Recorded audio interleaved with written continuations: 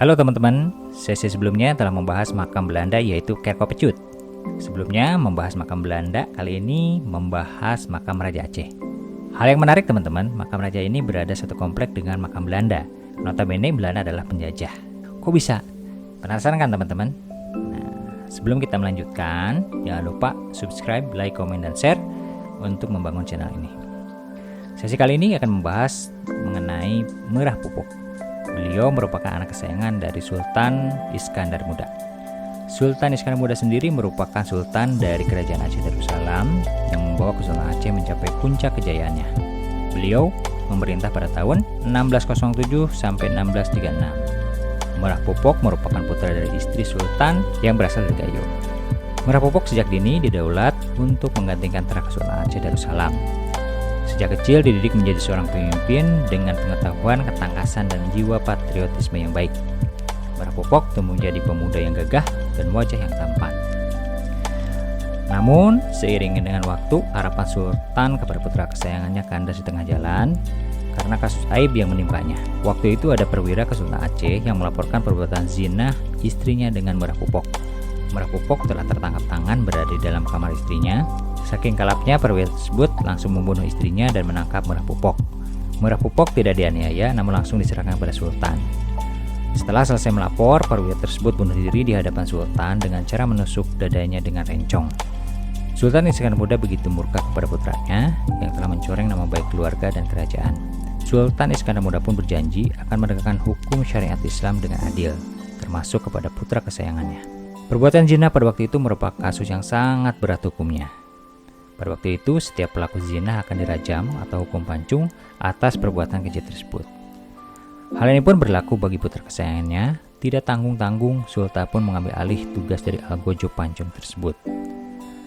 Saat itulah kalimat yang terucap dari Sultan adalah, "Mati anak tahu di mana kuburnya, hilang adat tidak tahu di mana dicarinya."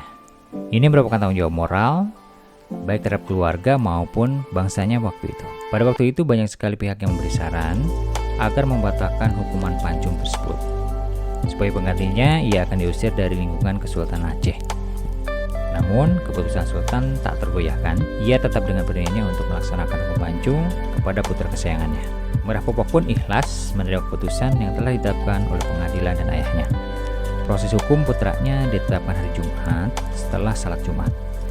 Merah Pupuk pun dibawa ke tempat eksekusi dengan mengenakan pakaian putih bergaris kuning. Putranya dibaringkan di tempat pancung, kemudian mukanya ditutup oleh kain putih. Namun, Merah Pupuk menolak ditutup mukanya. Ia ingin melihat wajah ayahnya untuk yang terakhir kalinya. Pedang tajam pun menghujam leher sang putra tercinta. Darah menyembur dari tubuh putranya. Tangis pun pecah mengakhiri proses hukum pancung terhadap Merah Pupuk. Seluruh wilayah Kesultanan Aceh berduka, namun ini menunjukkan syariat Islam tegak berdiri di bumi Serambi Mekah. Setelah proses eksekusi pancung berakhir, Sultan memerintahkan agar jenazah putranya dikuburkan terpisah dari makam keluarga dan Raja Aceh. Ini merupakan simbol dan peringatan keras bahwa perilaku zina merupakan aib yang sangat besar dan dilarang oleh syariat Islam. Jenazah Merah Pupuk pun dikuburkan di lapangan pacu kuda Kesultanan Aceh Darussalam pada waktu itu sekitar abad ke-17 Masehi. Kuburannya pun dibuat lebih sederhana dibandingkan dengan makam Raja Aceh pada umumnya. Namun, saat Kesultanan dipimpin oleh Sultanah Sri Ratu Sapiatuddin tahun 1641 sampai 1675, makam Merah Pupuk dipugar.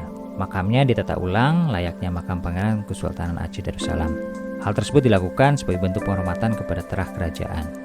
Saat Belanda invasi ke Aceh tahun 1873, mereka mulai membangun kuburan korban perang di sekitar makam Merah Pupuk.